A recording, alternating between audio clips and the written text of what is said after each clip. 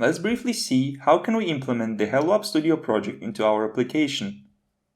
The demo we'll use for this video is coded with Java in IntelliJ, but the concepts are pretty much the same on any platform, regardless how complex your application may be.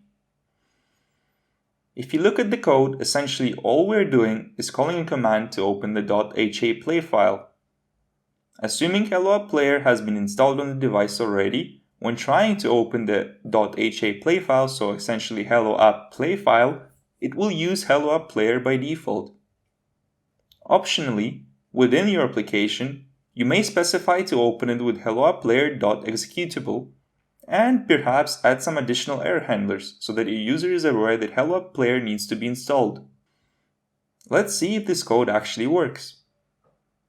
Here we got our simple form, and if we click Help, we can see that the file is being played.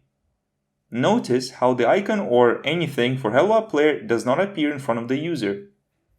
This is done on purpose in order not to disturb the immersion of the user into your own application and to not generate any extra confusion. That's it, simple and straightforward.